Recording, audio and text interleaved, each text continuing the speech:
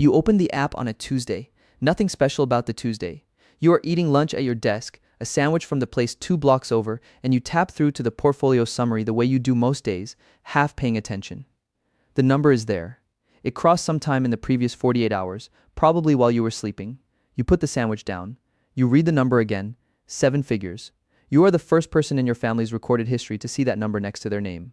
And it does not feel the way you thought it would. There is no sound. No one hands you anything. The office keeps making its sounds. Someone's chair rolls across the floor in the hallway. You close the app and finish your sandwich. That is the thing nobody prepares you for. The arrival is quiet. The movies give you a moment, a phone call, a handshake, a bottle of something expensive. The reality gives you a Tuesday and a sandwich and a number on a screen that your hands built slowly over years while you were mostly thinking about something else. The pride arrives. It is real. It sits in your chest like a physical object. And then about 30 seconds behind the pride, everything else arrives too. The guilt shows up first. You think about your mother working double shifts in years that are now 20 years ago. You think about your grandmother's savings account, the one with the number that would make a financial advisor wince, and how she called it her security because she never trusted a market she didn't understand. You think about cousins who are smart, genuinely smart, who just did not have the same runway, the same information, the same compounding years, the same margin for error. The guilt is not productive. It is also not wrong. It is just honest. Then the fear, because this is the first time anyone in your family has stood here. There is no map. No older sibling who already figured out the estate planning questions. No parent who can tell you what it felt like at year 2 and year 5 and year 10 past the number. You are reading the terrain as you walk it. You made the money, no one taught you what comes after. Then the imposter question, the one that arrives in the form of a quiet but persistent voice. Is this real? Are you sure you calculated correctly? Did you include the debt?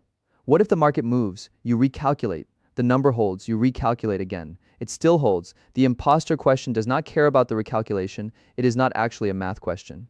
Now comes a decision that nobody talks about enough. Who do you tell? This is not a small question. Visibility changes things. You have watched it happen in smaller versions. Someone gets a promotion, someone buys the nicer car, someone moves to the bigger apartment, and the relationship shifts in ways that are subtle at first and then not subtle at all. $1 million is not a promotion. You think carefully. You tell your partner if you have one. You tell 1 or 2 people who were in the room, metaphorically, while you built this. Maybe one friend who was there at year 3 when the market dropped and you didn't sell and you were scared. You do not post it. You do not announce it. You hold it the way you held the early savings, quietly and with intention. Then the family finds out anyway, or some version of it, because money has a way of becoming visible even when you try to keep it still. Maybe it is a comment you make without thinking. Maybe it is the trip you took or the thing you didn't complain about, that everyone else complained about. Maybe someone asked directly and you're not a good liar. However it happens, the room shifts. The reactions come in a spectrum. Some people are genuinely proud of you, uncomplicated in it, and those people feel like oxygen. Some are skeptical.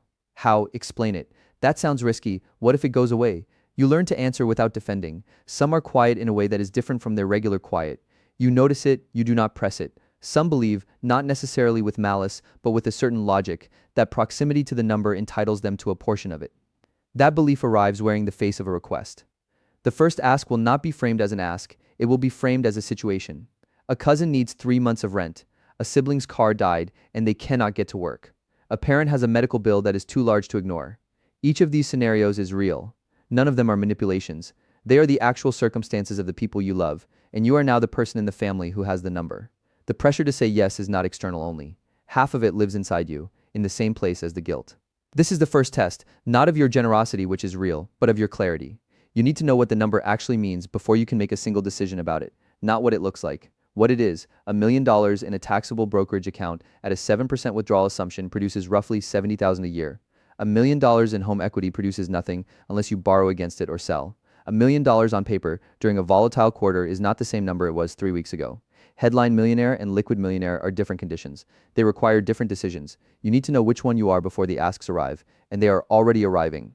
The number is real. What it means to you, to your family, to the relationships it is about to rearrange. That part you're only beginning to figure out. The first thing you build is not wealth. You already built that. The first thing you protect is the infrastructure around it, because wealth without structure is a number that the world will slowly organize itself to remove from you. Start with the safety stack. An emergency fund of 6 months of actual expenses, not income, expenses, held in a high-yield savings account with a name that is not your main checking. Separate, labeled, boring, then insurance, health, disability, term life if someone depends on your income.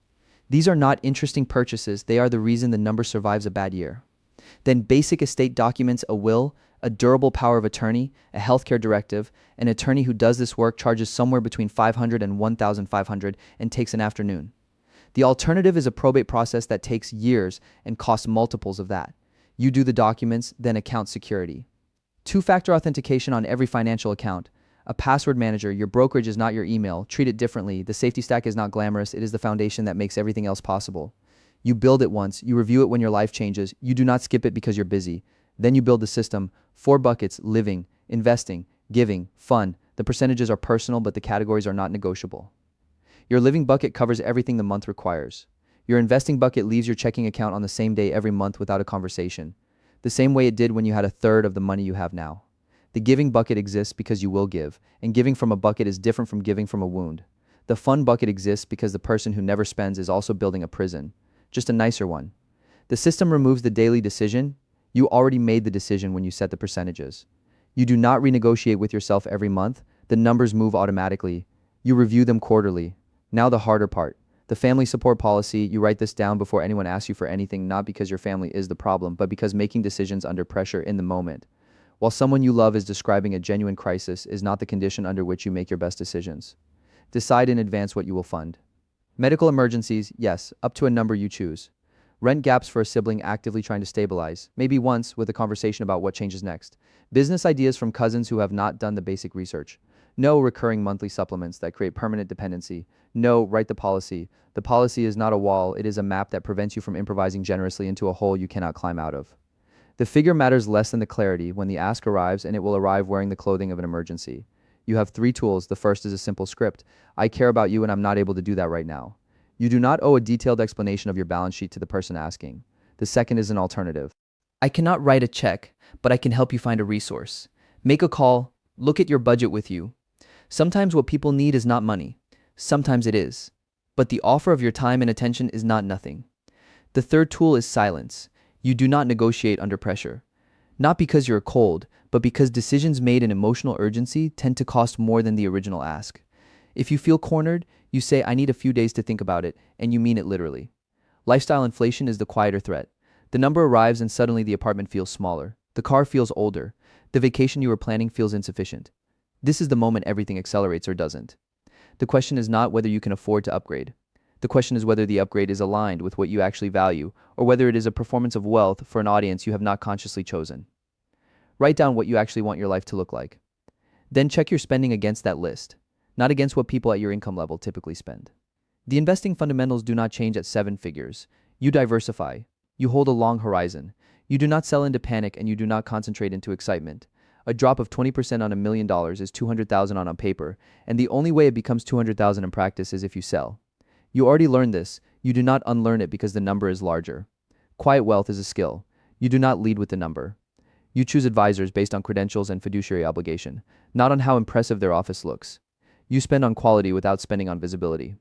The people who need to see the number to respect you are not the people whose respect you are building this for. The people who matter already knew who you were before Tuesday.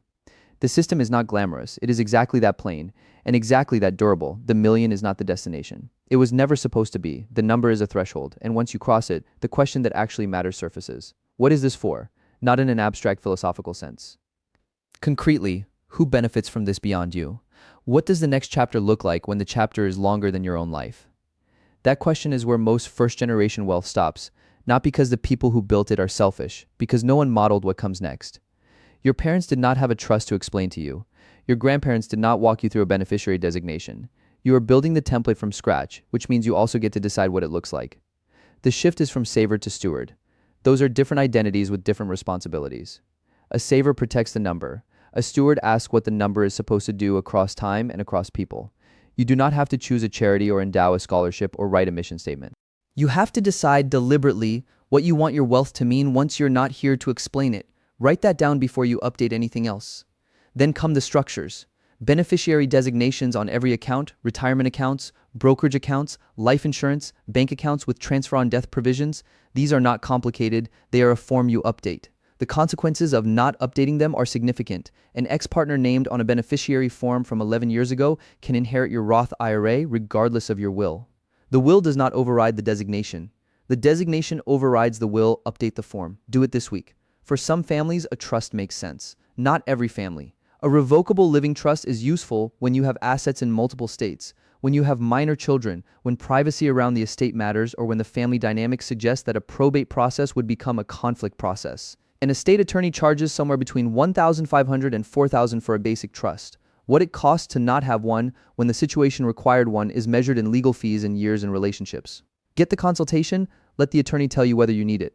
Then decide. Clear documentation reduces future conflict more than almost any other single act. A letter of instruction, not a legal document. A plain explanation of where the accounts are, who the advisors are, what the passwords are, and what you wanted, left somewhere your designated person can find it. Updated when things change. This letter is not morbid, it is generous. It is the opposite of leaving people to figure out your life while they are grieving it. Strategic generosity looks different from reactive generosity. Reactive generosity writes a check because someone is in pain and you have the money and the moment is urgent. Strategic generosity asks what outcome you're actually funding. A cousin who needs $3,000 to pay off a credit card might need the $3,000. They might also need someone to sit with them and map the habits that created the card. You can offer both. You can offer one. What you want to avoid is the pattern where you become the recurring solution to a recurring problem that the money never actually solves. Match savings is a structure worth knowing. You agree to match every dollar a family member saves toward a defined goal, a semester of school, a first month of rent, a business license fee. The match creates skin in the game. It funds effort rather than replacing it. It is not a gift with conditions. It is a structure that distinguishes between support and dependency, which is the only distinction that matters over time. Teaching without preaching is harder than it sounds. People do not want to be corrected about money by someone who recently had money. What they respond to is modeling, talking naturally about how you think through a decision. Mentioning that you moved some savings automatically this month, saying out loud that you called a fee-only planner and here's what that cost. You're not lecturing, you're making the invisible visible. Financial literacy travels by proximity more than by curriculum. You do not need to hold a seminar. You need to live in a way that makes the alternative legible. Protect family harmony by having the policy before anyone knows you have the wealth. The golden child dynamic, where one person becomes the family bank while others become either resentful or entitled, does not require malice to develop. It requires only inconsistency. If you help one sibling and not another, you need to know why, and you need to be able to say why, at least to yourself. Transparency does not mean you publish your balance sheet at Thanksgiving. It means you are not making decisions that create inequality without a framework that you could defend if you had to. The wealth is real. The number is real, and numbers by themselves have never made anyone's life meaningful. Build the time alongside the money. Protect your health with the same intentionality you protect the portfolio. Invest in community, choose purpose. The people who built wealth and nothing else spent the last third of their lives rich and hollow, and they will tell you so if you ask them. Choose your money rules before someone else chooses them for you. Write your support policy before the first ask arrives. Decide what the wealth is for while you still have the clarity to decide it well. If this series helped you think about that differently, follow for more first-generation wealth frameworks. There are more decisions ahead. You do not have to make them without a map.